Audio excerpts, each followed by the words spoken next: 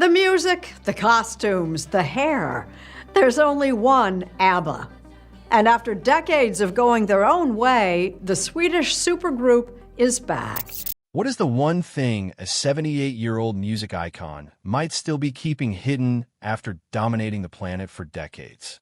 Benny Andersson, of ABBA fame, lived for decades in the splendor of worldwide adoration, but there were whispers, unspoken facts, and unanswered queries surrounding him that the fans never lost interest in, particularly from her. Now, finally, Andersson speaks up with a bombshell that forever alters our perception of him and the band's heritage. Be prepared to learn the truth you had not anticipated. Her song Was Always Playing. Benny Andersson revealed a part of his life unknown to everyone else when he was 78 years old. Everyone has utilized every word and every note to discuss ABBA's dissolved marriages for decades. But another story had been scripted in secret in his house, away from the headlines. And it wasn't fame or riches.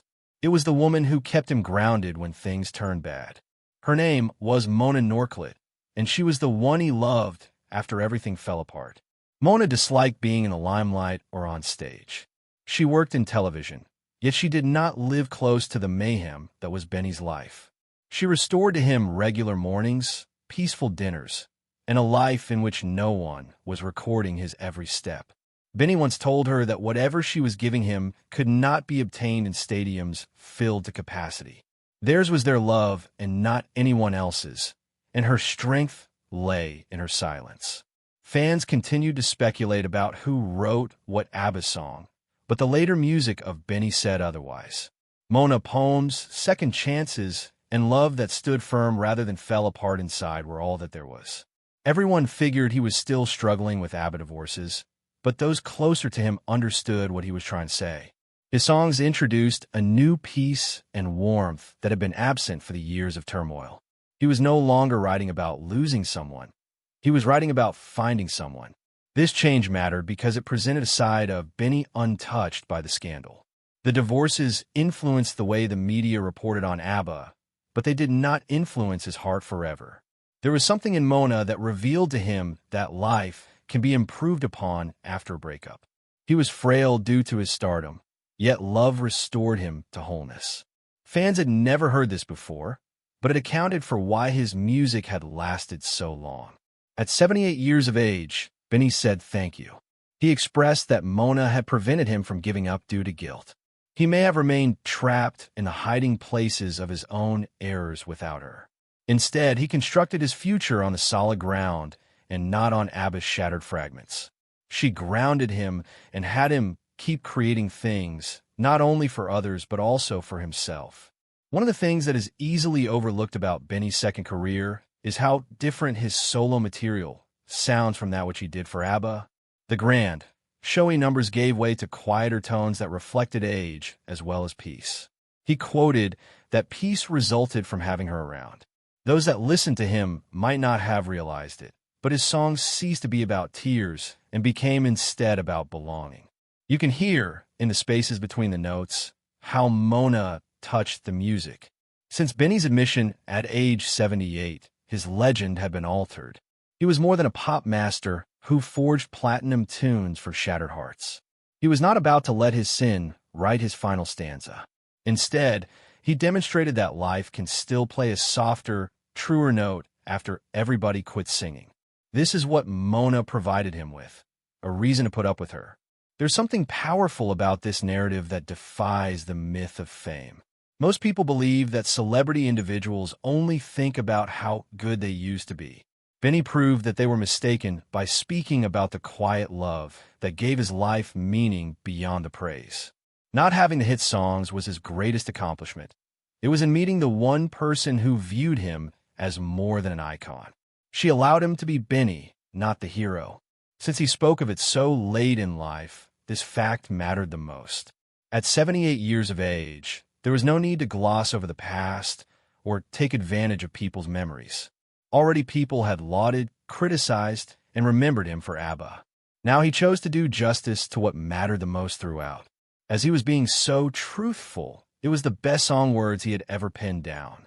From accordion keys to world stages, Benny Andersson was born in Stockholm in 1946 to a family that lived music.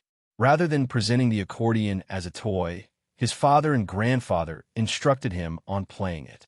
While other children were looking for games, Benny was looking for notes, playing the songs repeatedly until they were second nature. He was shy and reserved, but through music, he could tell things he could not verbalize. He learned to speak for the first time through the accordion. Ever since he could recall, Benny enjoyed lots of various types of music. He listened carefully to Swedish pop tunes, fragments of classical music, and even church hymn choruses that lingered in his mind. What differentiated him was the degree to which he was concerned with structure, how chords could alter the way a person felt, and how one simple tune could linger in his mind for eternity. The majority of teenagers were fascinated by the lyrics, but Benny was fascinated by the arrangements. He was not merely listening to music. In his head, he was taking it apart and reconstructing it again. He was more than a player because he was so fascinated by rhythm. During the early 1960s, Benny's talent landed him a place in Sweden's emerging rock scene. He became a member of the Hep Stars, who were popular in Sweden and were commonly referred to as Sweden's Beatles. They had hits and sold out crowds at their shows. For Benny, it was his first experience with being famous, and he enjoyed performing for large audiences. Although he was thrilled, he felt isolated. The stage lights kept the crowd in good spirits, but he was more content backstage, playing at a piano and constructing songs once the crowds went home. This contrast revealed something else about his personality. Although many of his friends reveled in being the focus, Benny was shy and uncomfortable when he was well known. He discovered traveling to be dull, noisy, and exhausting, but composing music calmed him down and energized him. He wasn't attempting to escape the notice, yet he wasn't attempting to seek it out. He knew that his gift was not in doing tricks that stunned individuals. His gift was writing tracks that would be immortal and that other individuals would be able to carry with them to the world. It was during this period that Björn Ulvaeus entered his life. Björn was a member of the folk band Hootenanny Singers and enjoyed listening to music that seemed well-crafted. Rather than being hurried for the stage, upon meeting, they began writing together nearly immediately. Their contrasting backgrounds were advantageous. Benny was improvisational and song-like, whereas Björn was structured and logical. Together, they crafted songs that were both accurate and emotional, and what started as a means of working together soon evolved into what appeared to be destiny. Their partnership was more than a means of saving time. It was a coming together of two inventive souls that assisted each other in development. The songs were usually composed by Björn, but Benny's melodies brought them to life, as he possessed an incredible gift for creating songs that became recognized right from the start, but were also new enough to be different. They balanced out with each other, and it resulted in something greater than what either of them could have achieved alone. Benny at last discovered someone who understood the same language he had spoken his entire life. Björn. It was not Swedish or English. It was simply music. A lot of the time, Benny claimed that music was his true language and the only one that he could speak fluently. He was timid, therefore, he didn't appreciate long conversations or public performances, but when he played music, the control over him dissipated, and a voice spoke through rhythm and harmony replaced it. Every card had some things that he could not verbalize, and this point suggested the way he would reveal himself, not in speeches but in songs sung by people across the globe. As the world danced to ABBA's Happiness, Benny secretly endured storms fame and fortune couldn't shield him from. The women who shaped the music, Agnetha Faltskog, was the quiet beacon of light in the storm that was ABBA. She had a voice that, as a child, could be both fragile and delicate, and she supplied the group with their golden, melancholy sound. Her songs tended to make me want something, like someone struggling to reach for something they can't quite grasp. And that wasn't an error. Agnetha's inner feelings shone through in the songs. Most people felt as though she was singing their own stories. The second singer was Annie Frid Lyngstad, commonly referred to as Frida.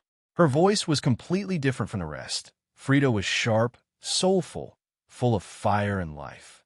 Having been brought up in a hard family, growing up during the years following the war toughened her up and whenever she talked, that came across. Frida was capable of making people rise to their feet, whereas Agnetha was able to make people cry. They produced the legendary ABBA sound as a duo. Not only did their voices blend, but they also collided, producing sounds no one else could compare to. Behind them were Bjorn Ulvaeus and Benny Andersson, who not only composed music but also experienced the things which the songs were writing about. The outcome was music based on actual happenings that were occurring concurrently, and that is what was so fascinating about their music. It wasn't a refined fantasy. It was actually their own lives. It was as famous for the relationships of ABBA as for their music. Nobody suspected anything of Bjorn and Agnetha's relationship, but Benny and Frida's relationship introduced an element of melodrama. But golden did not equal perfect. There were fissures in both marriages, and those fissures soon became the subject of their most successful songs. They weren't afraid to play it safe with lyrics. They used their own heartaches to craft pop classics. The Winner Takes It All is said by many to be Agnetha's finest work. She not only was playing when singing that song, but it was straight from her breakup with Bjorn. They could sense how sad it was, so it wasn't hard to remember. Knowing Me